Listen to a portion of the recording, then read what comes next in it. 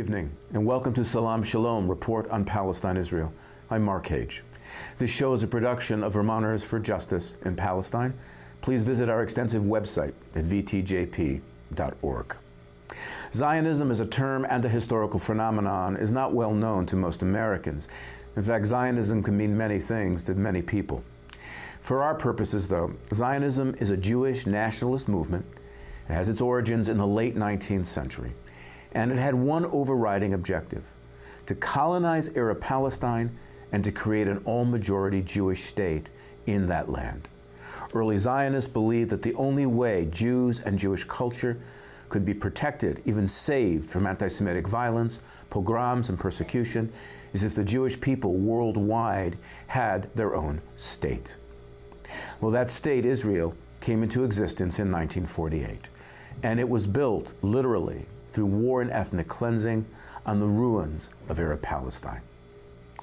Today, many critics of Israel's occupation, its settlement policies, its anti-Arab laws and regulations express their opposition not only to those phenomena, but also to Zionism itself. Supporters of Israel say, wait a minute, you cannot be opposed to Zionism without being anti-Semitic. But is that truly the case? Well, the International Forum Intelligence Squared put a motion before two teams of debaters on June 17th this year. The resolution: anti-Zionism is anti-Semitism. It let the audience hear the arguments and then vote on the motion. The four debaters were as follows. Melanie Phillips, she's a journalist and broadcaster and author who makes her home in Great Britain. She writes a weekly column for The Times, and also she writes for the Jerusalem Post, the Jewish Chronicle, and the Jewish News Syndicate. Her partner, Einat Wilf, is a former Israeli politician and member of the Israeli Knesset for the Labor Party. She's also a fellow adjunct with the Washington Near East Policy Institute. On the other side, Mehdi Hasan, also a journalist and a broadcaster. He works for Al Jazeera, the Intercept, and the New Statesman. And Ilan Pappe, one of Israel's most distinguished historians and an anti-Zionist and anti-occupation activist. He's the author of many books, including The Ethnic Cleansing of Palestine and 10 Myths About Israel. Here now are these four debaters, moderated by Carrie Gracie of the BBC.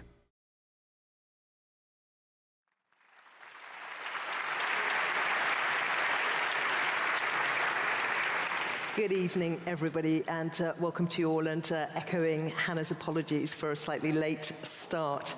It is great to see such a full house for this debate. And the motion of our debate tonight: anti-Zionism is anti-Semitism. Anti-Zionism is anti-Semitism.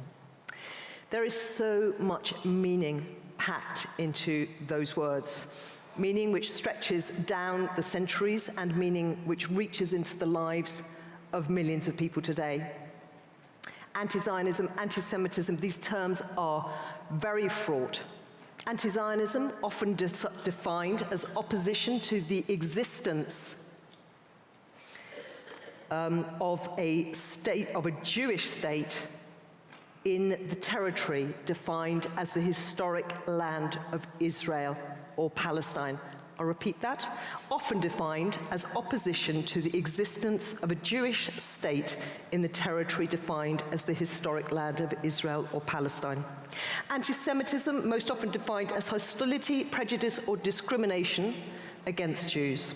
Now, surveys suggest that Israel is one of the most disliked nations in the world, along with Iran and North Korea. But how much of this is driven by policies of the Israeli state, and how much is a cover for age-old hatred of the Jews? These are the questions we will examine this evening. So let's go to our first speaker for the motion, Melanie Phillips, who is a journalist, broadcaster, and author. She has a weekly column in the Times newspaper. She writes for the Jerusalem Post and Jewish Chronicle. Melanie, the floor is yours.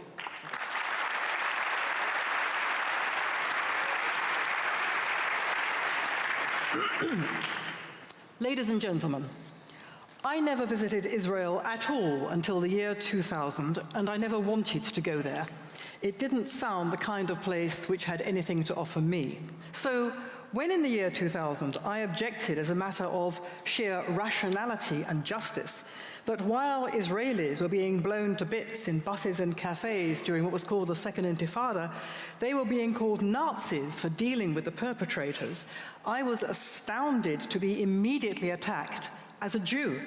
I was accused immediately of dual loyalty, of being too Jewish, and of waving the shroud of the Holocaust to sanitize the crimes of Israel.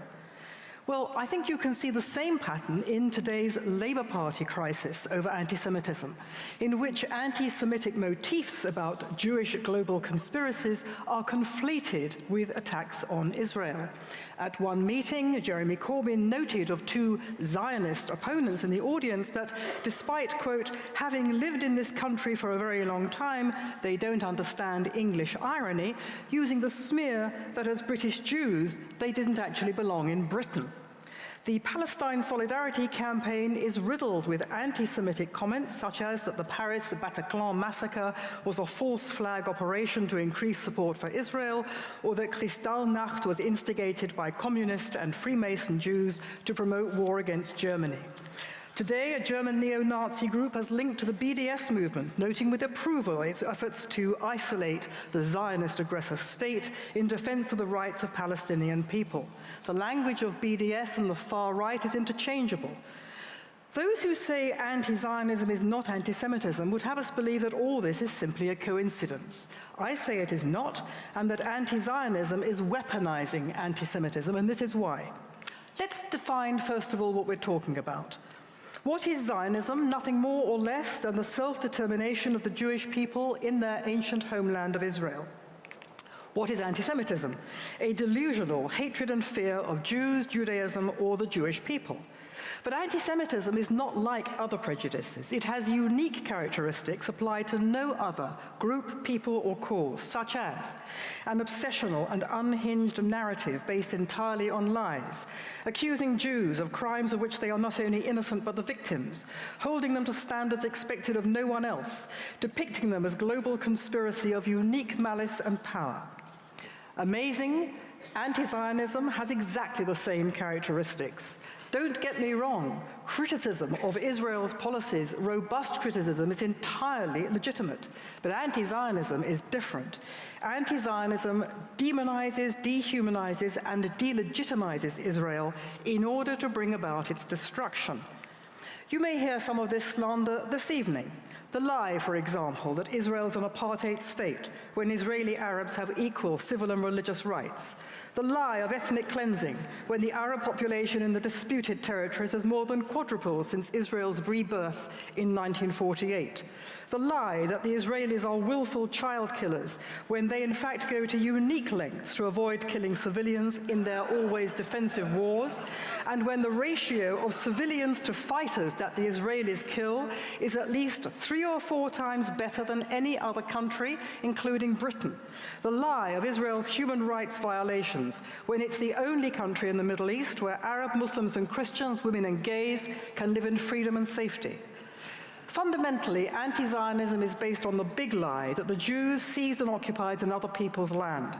But history and law show that's completely untrue. The Jews are the only extant indigenous people of the land. Israel was their kingdom more than 3,000 years ago. Driven out when it was occupied, they maintained a continuous presence in the land under the waves of colonialism: Assyrian, Roman, Abbasid, Mamluk, Ottoman, the British.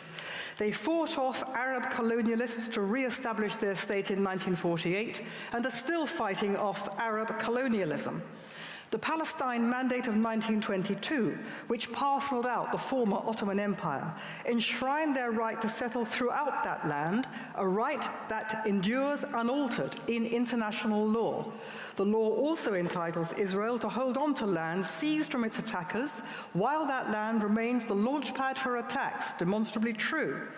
The Jews are therefore fully entitled to live in both Israel and the disputed territories, even though they have always agreed to share it with those Arabs who lay a claim to it.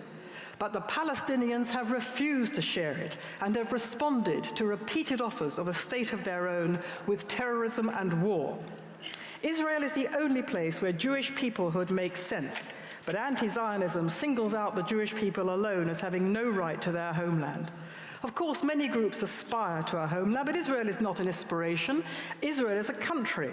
No other actual country is singled out for destruction and the mass murder that would inescapably follow. No one tells the Kurds, for example, their aspiration to a homeland is illegitimate and racist. People say Zionism is racism because of the big lie the Jews stole the land. Anti-Zionism thus writes the Jews uniquely out of their own history. It is an anti-Jewish calumny. Now, people say anti-Zionism can't be anti-Semitism because some Jews are anti-Zionist. Very true. But in fact, there have always been Jewish anti-Semites, Karl Marx, to name but one, who wrote, quote, "The emancipation of the Jews is the emancipation of mankind from Judaism." Yes, a small fringe of ultra-Orthodox Jews campaigns against the state of Israel, but they nevertheless pray every day that the Jews should return to live in Zion free of foreign rule. Their beef is they think the return in Israel is premature and should happen under different conditions, so their problem is a matter of timing. What they do not believe is the core doctrine of anti-Semitism, that the Jews have no right to the land of Israel. Now, there's a vital distinction to be made between anti-Semites and anti-Semitism. Many, many decent people believe these lies about Israel out of ignorance or ideology. That does not make them necessarily anti-Semites, but the discourse they endorse is still anti-Semitism's current mutation. Moreover, by supporting Palestinianism, they are supporting not just anti-Zionism, but anti-Semitism too. The Palestinians' real agenda, not two states, but exterminating Israel and replacing it by Palestine, as they repeatedly have told us over the years, is based on an anti-Jewish animus. The evidence of this is all around. Mahmoud Abbas's doctorate in Holocaust denial, his hero worship of the 1930s Grand Mufti in Jerusalem, Hage al-Husseini, who made a pact with Hitler to exterminate every Jew in the Middle East, the grotesque Nazi-style imagery of Palestinian propaganda, such as sermons claiming the Jews are the fabricators of history, who dance and live on the body parts of others, there is no global corruption their rabbis did not allow, Palestinian claims that the Jews are behind 9/11 and that they control the world's media, finance, and US foreign policy. This unhinged, murderous anti-Semitism drives the Palestinian cause. Does anyone therefore seriously suggest that people in this country who support this cause and who say that the Jews were behind 9/11 and controlled the world's media, finance, and US foreign policy, that this really is just a coincidence? And if our opponents this evening really do believe anti-Zionism is free from anti-Semitism, will they denounce this Palestinian agenda of genocidal, Nazi-style Jew hatred? This is not an academic debate. When I grew up in London, anti-Semitism was confined to a few nutters on the fringes who were treated as pariahs, and now it's been legitimized. Not surprisingly, anti-Semitic attacks are running at record levels, and what's so distressing is to hear our right as Jews to our own peoplehood being singled out as illegitimate, and to hear the unhinged and obsessional lies and distortions about Israel become the default position of fashionable conversation. And then, on top of that, then to be told that the claim that people like myself make that these are anti-Semitic conspiracy theories is itself a conspiracy got up by the Israel embassy. And it's supposed to be we Jews who have no sense of English irony. Anti-Semitism, in conclusion, ladies and gentlemen, always attacks Jews as a collective. First, it attacked us as a religion. Then it attacked us as a race of people. Now it attacks us as a people, as the collective Jew in Israel, with exactly the same characteristics as Jew hatred through the centuries. The aim to be free of Jews now takes the form of the aim to be free of the Jewish state. Anti-Zionists treat Israel as the Jew among nations, to be uniquely vilified, slandered, and exterminated. That, ladies and gentlemen, is why anti-Zionism is the new anti-Semitism.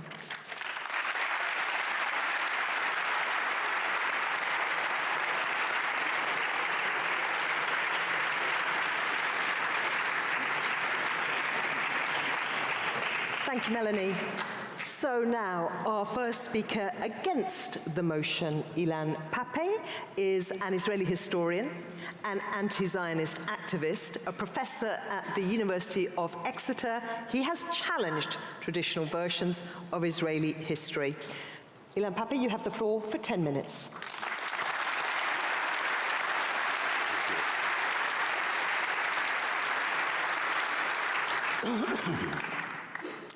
The equation that is being put in front of you tonight is both outrageous and ridiculous.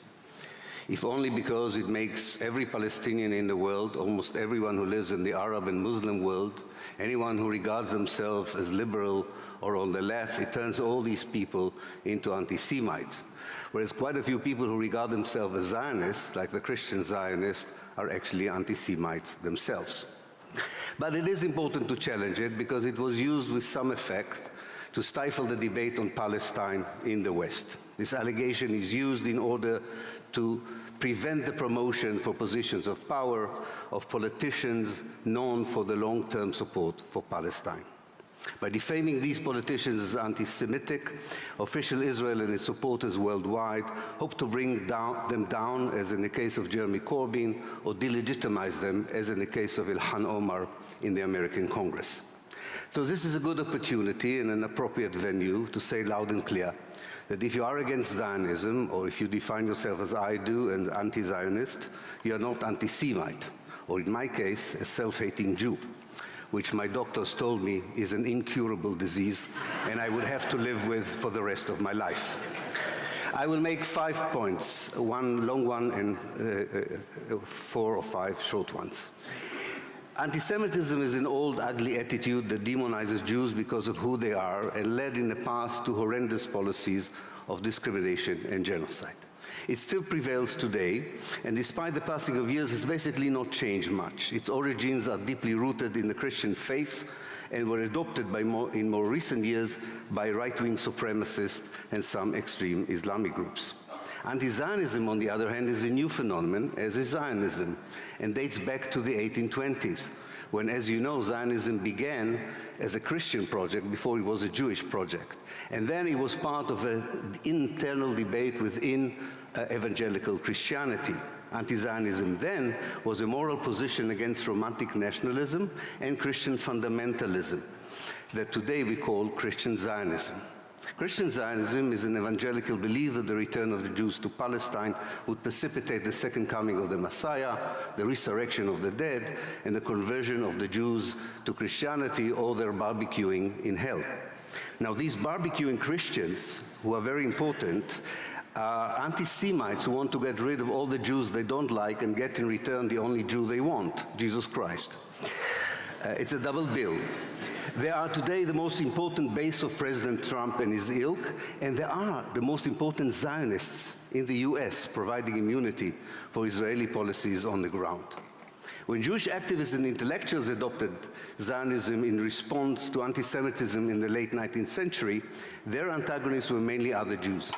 They were either Orthodox Jews who saw a premature return to Palestine as tampering with the will of God, and regarded as a heresy the substitution of rich monotheistic religion with the ideologically poor modern idea of romantic nationalism. So they were definitely not anti-Semites. Other Jews believed that supporting universal ideologies such as liberalism or socialism would be the answer, and if they had to move geographically from anti-Semitic environments, they preferred to go somewhere else, mainly to the US, but not only to the US. They were also not anti-Semites. When Zionism became a settler colonial movement on the ground with the building of Jewish colonies in late Ottoman Palestine and during the British Mandate, the Palestinian national movement perceived Zionism as an existential threat to the indigenous people of Palestine. A fear that turned to be valid, as transpired with the 1948 ethnic cleansing of the people of Palestine during the Nakba. Opposing the Jewish settlers and their plans for the Palestinians' homeland was not anti-Semitic, but anti-colonialist, very much as the Algerians objected to the colonization of Algeria. A small group of the Jewish settlers became anti-Zionist themselves when they consented to live within Arab Palestine as guests, but not as colonizer, as was advocated to them by Mahatma Gandhi in the 1930s, and because of that position, he was never honored with a street named after him in Israel, not even a small pathway or a staircase. After the creation of the State of Israel in 1948, anti-Zionism as an anti-colonialist ideology continued to inform the Palestinian national movement's vision and strategy, as is manifested in the PLO National Charter that called for the establishment of a democratic secular state in Palestine that would respect all three religions. In Israel itself, the Communist Party, supported almost exclusively by the Palestinian minority inside Israel, not because of the communist ideology, but because it was the only anti-Zionist party Israel allowed to exist, they regarded Zionism as an ideology of discrimination and apartheid. Most scholars today looking at Israel then and today agree that this is a valid point, which again has nothing to do with anti-Semitism. Two, in our century, anti-Zionism is a moral position against the Israeli structural violence directed at the Palestinians, which is attributed by anti-Zionists such as myself to an ideology that is not only endangering the very existence of the Palestinians, but is also very bad for the Jews who live outside or inside Israel. This ideology generates anti-Semitism. Opposing it might bring it down. In our century, anti-Zionism is a scholarly position, a moral stance, and a vision for the future. As a scholarly position, it frames Zionism as settler colonialism, similar to European settlers movement who went to the Americas, South Africa, and Australia, encountering indigenous people and removing them in order to create new homelands for themselves. It's a moral stance that rejects an ideology that imposes an apartheid system inside Israel, a military occupation in the West Bank, and siege on the Gaza ghetto. It's a vision for the future of a democratic state for all, by restoring justice to the land, by respecting United Nations Resolution 194, calling for the unconditional return of the Palestinian refugees expelled in 1948 and since the Nakba. This may be a utopian view, but it's not an anti-Zionist one, anti-Semitic one.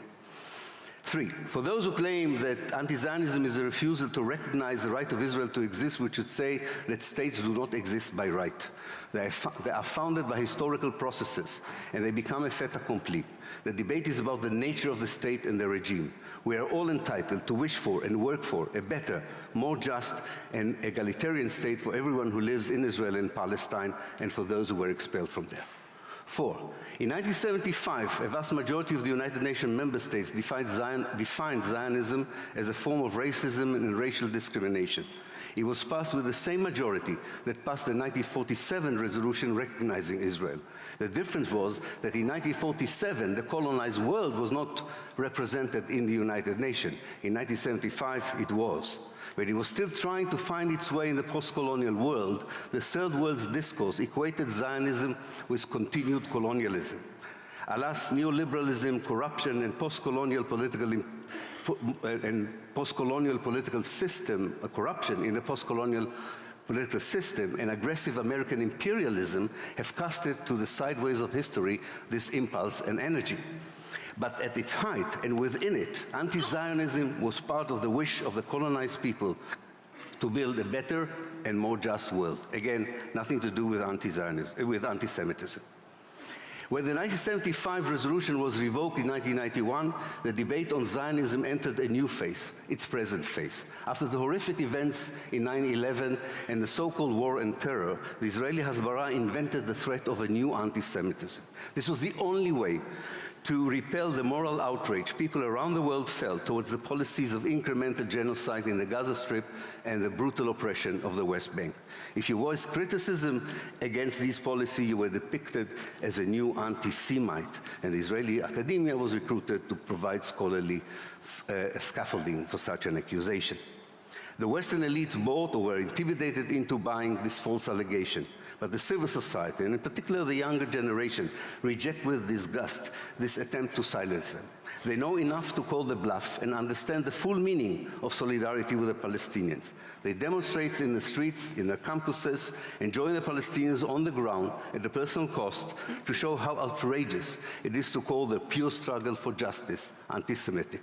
If you are an anti-Zionist today, you are not only standing firmly on a sound moral base in condemning this ideology that generates all these crimes, you are also expressing your disgust at the hypocrisy of your government, mainstream media, and academia. We will not be silenced by false accusation of anti-Semitism, and neither should the British Labour Party be intimidated by cynical media without a moral backbone or sinister legislation efforts utilizing a justified struggle against terror in order to provide immunity to Palestine's colonizers and oppressors. Finally, the Labour Party is responsible in many ways for the debate we have today.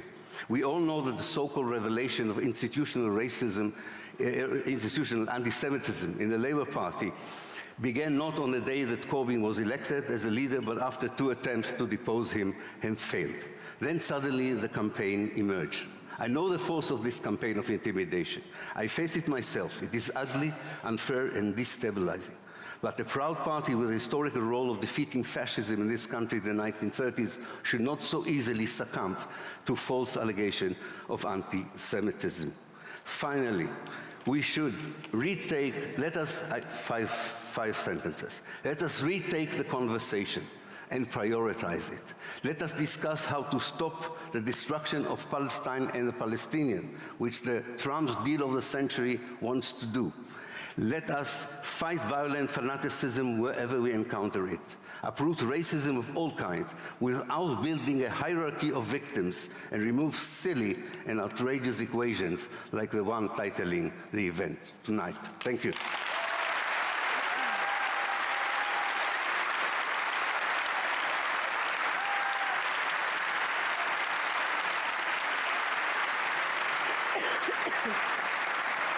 Thank you, Ilan. So on to our second speaker for the motion, Einat Wilf. And Einat has been a member of the Israeli Knesset for first Labour and then the Independence Party between 2010 and 2013. And she has written extensively on Zionism. Einat, the floor is yours for 10 minutes. Thank you.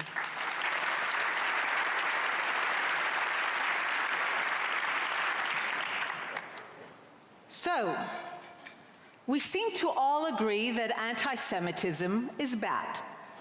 Of course, educated, knowledgeable people are unlikely to be seduced by it because we know where it leads: Nazism, Auschwitz, and the gas chambers. But anti-Zionism does not appear to be in the same category. It appears to be good.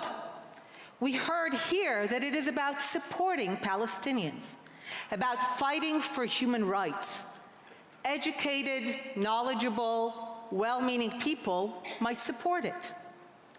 But the anti-Semitism we all acknowledge as bad, when it started, looked nothing like where it led. In fact, when you compare the beginnings of anti-Semitism with anti-Zionism, the similarities are striking. Anti-Semitism began by creating a new collective designation for the same people, which rendered them different. In secular 19th century Europe, it was no longer Jews, but Semites. And it never was intended to mean anything but Jews. In the Soviet Union, who claimed to not notice different religions and peoples, Jews were designated as Zionists. And today, in the West, in the UK, Zionists, Zios. The designation is then described as having essential, immutable, loathsome qualities. In Christian Europe, we were Christ killers. To the Nazis, we were an impure race. To the Soviets, we were capitalists and imperialists. And today, the State of Israel is the ultimate violator of human rights.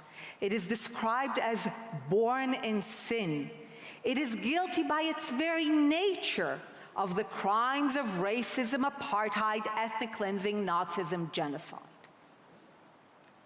The designation of the group and ascribing of essential evil qualities is always given the aura of rationality and respectability by relying on the greatest source of authority of a given era: religion in pre-modern times, science in the modern era, human rights in our own. The aura of the greatest authority is necessary because the collective transformation of the Jews into a loathsome other requires that one be willing to twist reality, if not outright ignore it. It is only by appealing to the authority of religious doctrine that all Jews living in the 12th century could be collectively designated as the killers of Christ over 1,000 years earlier. It is only by appealing to the authority of a perverted science that the very Jews who contributed to European society could suddenly be considered as endangering its racial purity. And it is only by appealing to a perverted version of human rights that Zionism and Israel could be designated as its greatest violators. It is only by perverting the idea of human rights that those who were actually ethnically cleansed from every part of the Arab world could be accused of ethnic cleansing. It is only through this sort of perversion that the people who repeatedly said yes to partitioning the land into a Jewish state and a Palestinian state could be described as those who stand in the way of a two-state solution. And it is only through this perversion that in an age when the idea of the nation is still tied for almost all states to the idea of a common history, language, ethnicity, and remnants of religion, Israel is singled out as uniquely deviant. But why go to all that effort to single out a group and distort reality? Because we humans have a primal need for scapegoats. And for whatever reason, my people have been the designated scapegoats for so many and for so long. For medieval Christianity, we stood between a brutish and nasty world and salvation. For Germany, for Europe, we stood between them and glory. For Stalin, we stood in the way of communist utopia. And today, why bother fighting colonialism and its aftermath? Easier to designate Zionists as colonialists and blame them. Why do the hard work of fighting racism and its many manifestations across all societies? Easier to designate Zionism as racism and apartheid and blame it. Why acknowledge the tremendous difficulties of living up to the ideals of human rights? Designate Zionism and Israel as its greatest violators and blame them. But the problem with human scapegoats is that unlike ancient animal ones, humans might resist their sacrifice a bit more. And we can't have that happen, can we? So action must be taken to reduce their resistance. How? Strip them of their defenses. Push them to the margins. Step by step, take away that which protects them. But it must be done gradually. Anti-Semitism did not start by stripping Jews of their citizenship, confiscating their assets, and pushing them into ghettos. It started by slowly pushing Jews out of the positions they were able to attain after several decades of European emancipation. It operated by making it more and more difficult for Jews to feel comfortable in European society. Anti-Semitism also lured Jews into dropping their defenses, preventing them from organizing against the coming danger, telling them that if they were the good kind of Jew, for example, in Germany, those who fought for Germany in World War I, they would be spared. They were not. Note how anti-Zionism operates now. Its main targets are the two places where Jews have organized most effectively for their defense: the State of Israel and the pro-Israel lobby in the US. The legitimacy of both is relentlessly and uniquely questioned. Jews, now designated as Zionists, are increasingly pushed out of certain spaces. Jewish students in the US are slowly pulling out of universities known for their virulent anti-Zionism. Liberal activist Jews are finding they are increasingly unwelcome in progressive circles. Jews here in Britain are finding they can no longer be in the Labour Party, their traditional political home, wondering if they might one day have to leave the country altogether. Anti-Zionism also lures Jews to give up their defenses. We heard it here. Why don't we all live together in a single state? Yes, we know that nowhere in the Arab world have Jews ever been treated as equals and were violently ethnically cleansed when they dared raise their heads. Yes, we know that binational states, certainly in this region, but not only, descend into bloody mayhem. But we assure you, this one will work. Just forgo your insistence on having your own state where you control your defense. Anti-Zionists also insist on their respectability. They will try to convince you that the fact that the targets of this new form of virulent hatred bear a striking resemblance to those who were targets in previous times is sheer coincidence. They will insist that the fact that the charges against this group appear like variations on the ancient themes of anti-Semitism is sheer coincidence. They might even convince you they are fighting anti-Semitism, but the old, easy-to-identify kind, which we already know is bad. And this is where it all comes together. In the past, waves of Jew hatred and anti-Semitism did not arise from something that those who were hated actually did. It arose from a crisis in the society of those doing the hating. And in an age of crisis, especially a crisis of identity, when we're no longer sure who we are, what we stand for, we desperately need certainties. And there are few greater certainties in this world than that the Jews did it. And so the Zionists are designated as a collective group, which happens to coincide with the group previously known as Semites and Jews.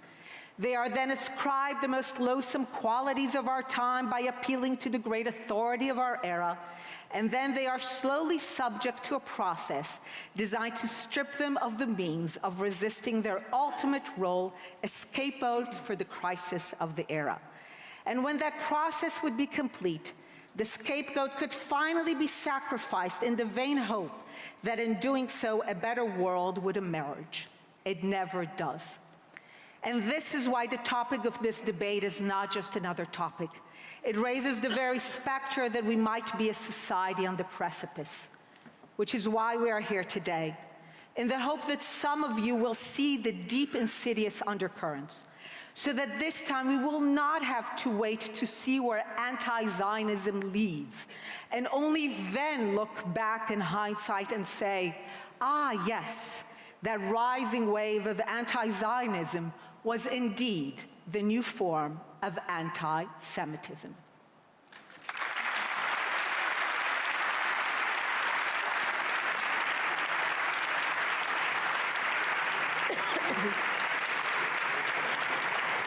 Einat, thank you. And to our final speaker, who is our second speaker against the motion, Mehdi Hasan. Mehdi is a journalist, a broadcaster, a prominent critic of Israel. He's a host on Al Jazeera English, and he's a columnist on the US online magazine, The Intercept. Mehdi, the floor is yours for 10. Ladies and gentlemen, we have been witnessing tonight a deeply cynical proposition deliver a farrago of straw men, distortions, deflections, false accusations, and of course, straight up pro-Israel propaganda. Then again, hearing Melanie Phillips come here and champion the rights of gays in Israel in order to defend Zionism was well worth the entry ticket in and of itself. So let's be clear about what this motion is tonight, because it's the motion you all have to vote on in good conscience. The motion says, quote, anti-Zionism is anti-Semitism. It doesn't say some anti-Zionists are anti-Semites, which is true. It doesn't say anti-Zionism can sometimes turn into anti-Semitism, which is true. It doesn't say that anti-Semites often use anti-Zionism as cover, as an excuse for their bigotry and racism, which is true. I wouldn't oppose any of that. But that's not what the motion says. The motion says, ridiculously, sweepingly, offensively, ahistorically, that anti-Zionism is anti-Semitism. That merely being opposed to Zionism, a political ideology, remember, is inherently, by definition, ipso facto, anti-Semitic, which is absurd. Think about the implications of voting for that tonight. You'd be saying every anti-Zionist is a bigot, a racist, and an anti-Semite by definition. Even the many Jewish and Israeli anti-Zionists. So Ilan, Jewish historian, born and raised in Israel, served in the Israeli military. He's an anti-Semite. That's what they want you to believe. That's what they want you to vote for tonight. So is the former Speaker of Israel's own parliament, the Knesset, Avraham Berg. Melanie would say he's a self-hating Jew. So is my Intercept colleague, Naomi Klein, the acclaimed author and climate change activist. So is Noam Chomsky. He's an anti-Semite as well. They want you to vote for them and say that the thousands of Haredi, ultra-Orthodox, anti-Zionist Jews who oppose Zionism for religious theological reasons, they're anti-Semites too. That's what they want. That is what they are asking you to vote for tonight. It's absurd and it's ahistorical. Don't take my word for it. Listen to the 35 top Israeli Jewish scholars and academics, historians of the Holocaust, who came together just a few months ago and published an open letter in which they wrote, and I quote, "Many victims of the Holocaust opposed Zionism. On the other hand, many anti-Semites supported Zionism. It is nonsensical and inappropriate to identify anti-Zionism with anti-Semitism." End quote. Are they anti-Semites too? Really? All 35 of them? By the way, in terms of the history they refer to in their letter, it is an undeniable, indisputable fact that many, many European anti-Semites, as Ilan alluded to, did support Zionism at the outset. They did embrace the founder of Zionism, Theodor Herzl, because for their own selfish racist reasons, they shared his goal of treating Jews as a foreign, separate nation and getting them out of Europe. Take British Foreign Secretary Arthur Balfour, author of the 1917 Balfour Declaration, in favor of Zionism. Balfour dismissed Jews as, quote, an alien and hostile people. He sponsored legislation to keep Jewish refugees out of the UK. The only Jewish member of the cabinet at that time, Sir Edwin Samuel Montagu, opposed the Balfour Declaration and called Zionism a mischievous political creed. Yet apparently, according to the proposition tonight, Montagu's the anti-Semite and Balfour isn't. That's the madness that you're going to vote for tonight. This motion is not just ahistorical, not just absurd, not just offensive. It's a distraction. It's a dangerous distraction from the very real and murderous anti-Semitism that is on the rise, and that comes not from the left, not from anti-Zionists, not from the BDS movement, as Melanie would have you believe, but from a resurgent far right. In Germany, according to official figures, in 2017, 9 out of 10 anti-Semitic hate crimes were carried out by far right or neo-Nazi groups. I live in the US, 2 synagogue attacks in the space of 6 months, 12 innocent Jewish worshippers murdered in cold blood by far right white nationalists. And yet the proposition tonight, like the Netanyahu government, like the Trump administration, want you to ludicrously believe that the threat to Jews right now, the real rise in the new anti-Semitism, comes from the anti-Zionists, from the BDS movement, from the Palestinians, and not from the murderous far right. When the irony is that Netanyahu, Prime Minister of the world's only Jewish state, has been cozying up to some of the worst anti-Semites on the right, who also happen to be proud Zionists. Let's be clear about that. Many of the most prominent, influential, right-wing anti-Semites today, Donald Trump, Viktor Orban, Steve Bannon, they're not anti-Zionists, they're hard-right, hardcore Zionists and pals of Netanyahu. Let's also just deal with some of the canards we've heard tonight from the proposition. Einat mentioned that it's anti-Semitic to suggest Israel is born in sin. Every black American I know says to me and says to everyone else that the United States was born in sin. Slavery was a sin at the start of the United States. No one accuses them of being anti-white racists or anti-American racists. It's just a statement of historical fact. They say the proposition that when you oppose Zionism, you're denying Jews and no one else a right to self-determination, which is just flat false. Not every nation or ethnic group wants a state, gets a state, has a state. Ask the Kurds, ask the Catalans, ask the Scots. There are more than 5,000 ethnic groups in the world today, but only 193 member states at the United Nations. Take the Druze, an Arab ethnic minority group. 100,000 or so live in Israel.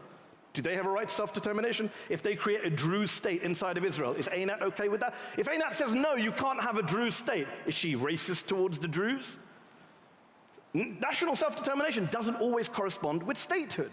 Melanie says, it's not racist for the Kurds to aspire to statehood. She's right, it's not. But the flip side of that is true as well. The British government, the American government, most of the EU governments do not support Kurdish statehood. Does that mean the British government, all of us, are racist towards the Kurds? People have legitimate debates about where state lines should be drawn, which states should be created, how those states exist. It's not racism or bigotry to have that legitimate debate. It can be, but it's not by definition. The issue is not whether Jews deserve a homeland or have a historic connection to the land of Palestine. Of course they do. The issue is whether those historic and religious claims justify creating and expanding a Jewish majority state in which one ethnic group is privileged over another, while another group is permanently disenfranchised, dispossessed, and subjected to endless military occupation. That's what we're here to oppose tonight. Nothing more, nothing less. And has the proposition even stopped to ask what it means to say to that oppressed group, the Palestinian people, to say to them that you're either a Zionist, you either subscribe to the ideology of your oppressor, or you're a racist? What kind of choice is that?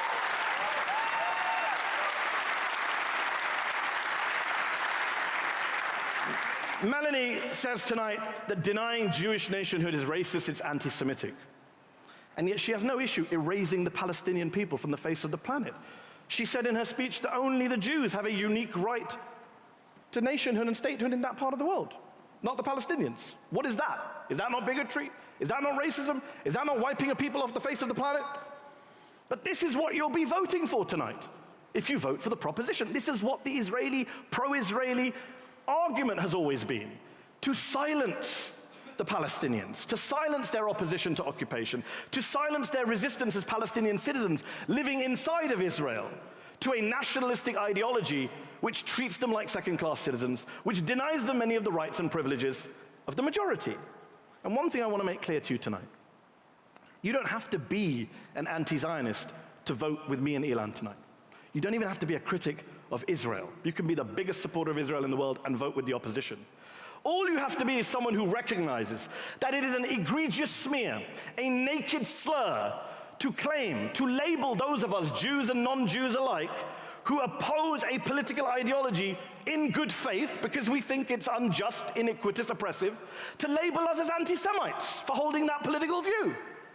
All you have to be is someone who recognizes that the claim that we hate or are opposed to Jews simply because we don't agree with the idea of a state that privileges one group over another makes us racists. So let me repeat, to be clear, tonight's debate is not about Israel per se. It's not about whether you support or oppose Israel or the occupation. It's about whether you believe the proposition have made the case that those of us who oppose Israel in its current form, who oppose the political ideology underpinning it, that we're racists. That's the bar that has to be crossed tonight. It's that simple. And I'll tell you this for free. Those of us who value our free speech, who don't want to see anti-Semitism cynically weaponized by supporters of Israel, who oppose that ideology of Zionism in good faith with good reason, we will not go quietly into the night. We will not be silenced. We will not be bullied. We will not be cowed. We will not be smeared. So, ladies and gentlemen, stand with us against this unjust, inaccurate, irresponsible, dishonest, ludicrous, simplistic, sweeping motion which conflates Judaism, a great and ancient religion, with Zionism, a very modern political ideology, and in doing so risks emptying anti-Semitism of all meaning. Ladies and gentlemen, stand with us tonight. Oppose this awful motion.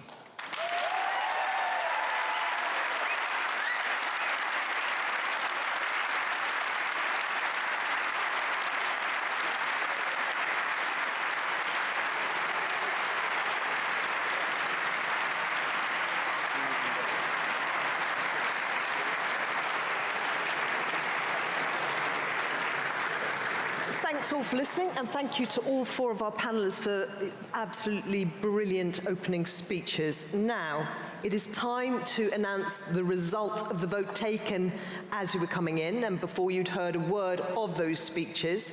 This is the picture of how you felt when you walked into the room tonight. For the motion, 15%. Against the motion, 59%. Undecided, 26%. So I'll repeat that. The motion, obviously, anti-Zionism is anti-Semitism. For that motion, 15%. Against, 59%. Undecided, 26%. Now, we're going to move on and have some discussion with the panelists. I'm going to sit back a fraction so that they can actually see each other and engage a bit. And I want to come back to Melanie, because we haven't heard from her for a while. We'll just do a couple of questions up here, and then we're going to throw it open to all of you on the floor. So, Melanie, why don't you deal with this charge from the other side that you're attempting to silence a moral position? Well, Mehdi says that we've produced straw men. I find it a surreal experience having listened to him, because he misrepresented everything that I had said. He went on and on about how you have to vote with him because we, i.e. I, have said that anyone on that side is an anti-Semite and racist. I'm sure you, ladies and gentlemen, heard me say very explicitly that I was certainly not saying that. I draw an extremely important distinction between anti-Semitism and anti-Semites. I said explicitly that by no means everybody who supports anti-Zionism is an anti-Semite. By no means everybody who supports anti-Semitism is an anti-Semite. People support stuff that they believe to be true because they are ignorant, they're ill-informed, they're ideological for a variety of reasons. I can't see into people's souls. I'm sure that Mehdi Hasan and Ilan Pappe are both deeply honorable men. I would not presume to say what is in their minds or what their motivation is. I do not presume to say that people who support anti-Zionism and who would wish to deprive the Jewish people of their right to live in their own homeland are anti-Semites. I am saying something different. I am saying that the discourse is fundamentally anti-Jew. Why? Not because Israel, the Jews alone are entitled to a state in the land of Israel. Again, Mehdi says I said that. I certainly did not say that. You, ladies and gentlemen, will have heard me say explicitly and in terms that the Israelis have always agreed to share the land with the Palestinians. Right, so they have been offered a state of their own in 1936, in 1947, and on repeated occasions in the 2000s, and their response has been to the offer of a state of their own, living in peace and harmony alongside the Jews of Israel. Their response has been terrorism and war.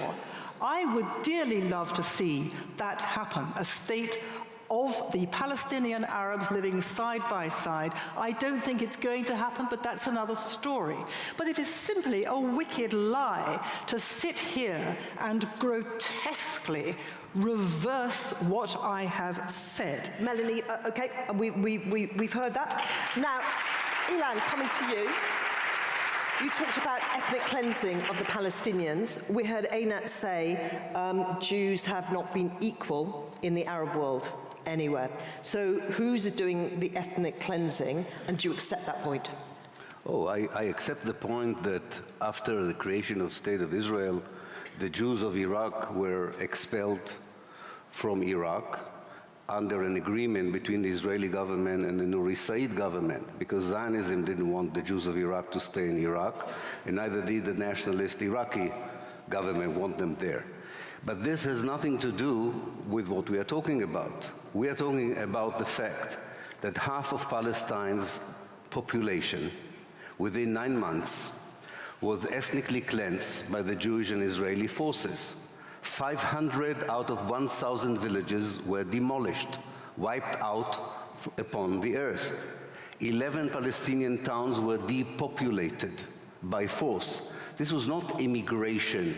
This was not a call, as in the case of Jews in North Africa, by a new Jewish state to Jews and come and be with us. It's better for you to be a Jew, a Moroccan Jew in Israel than a Moroccan Jew in Morocco. This is a different story. Here we are talking about a crime against humanity there was committed within 9 months in 1948 that there is no other definition for this.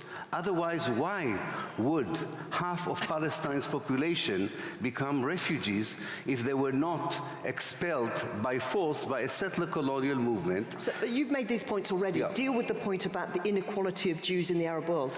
I can deal with, first of all, the Jews were treated in the Arab world much better than they were in the Christian world. Far better, far better. And especially in countries such as Iraq. Can we just hear the speaker, please? Especially in countries such as Iraq, in Egypt, and Morocco. Until the rise of Zionism, Jews were holding positions of power. Jews led secular, rich, and religious life. And all this fabric that was holding on for centuries was broken down first by the Zionist ideology that told Jews in the Arab world that they do not belong to the Arab world, and by a reaction by fanatic Arab nationalism saying, okay, so you have to decide whether you are Zionists or you are Jews. Okay, thanks so for that. This is historically. Right, we're moving on. Einat, can you deal with Mehdi's point, please, that, that you and Melanie are suggesting that every anti-Zionist is a bigot and a racist, that this is a naked slur? That is such a simple rhetorical trick. Make things sound so extreme, so outrageous, and then people say, oh, that's not what we meant, that's not where we said. The motion is very clear, and again, this is not an academic debate. The topic here tonight is not just anything, any policy. This is about people's lives here. And today, in effect, in the UK, in the West, anti-Zionism has become the respectable, shiny way of being anti-Semitic, because we already have. And the reason that people want to separate the two is because they need the cover of respectability to continue to gain adherence. If you knew it was anti-Zionism, you would reject it, because anti-Semitism, you would reject it because you would know where it leads. But as long as it's presented to you as something rational, and remember, anti-Semitism in the beginning also appeared rational. It was also supported by elites. It thrived on universities.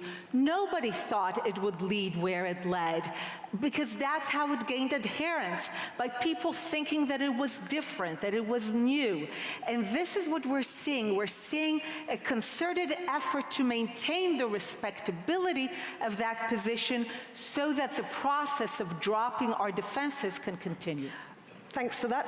And Mehdi, one for you. Can you just deal with Melanie's point, the distinction between anti-Semite and anti-Semitism, the suggestion that there's a discourse that is fundamentally anti-Jew? I can't deal with it. You'd have to ask Melanie to deal with it, because it makes no sense to me. The idea that you can say, I'm sorry, we talk about academics and real life. Let's get away from university halls, with respect, Ilan.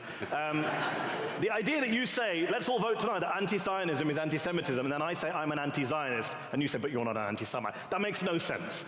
Capitalism is something you say you're a capitalist. I mean, this is pedantry to try and pretend that you can go after the ideology, but not the people who identify with that ideology. It's absurd to say that. By the way, Einat mentioned that it's a rhetorical trick to do that, which is a nice line, but then she literally in the next sentence went on and said, unless my ears are deceiving me, anti-Zionism has become a respectable, shiny way of being an anti-Semite. So I'm an anti-Semite who's using anti-Zionism in a respectable, shiny way. Why not just come out and say it? I don't know why you're hiding it. Call me an anti-Semite.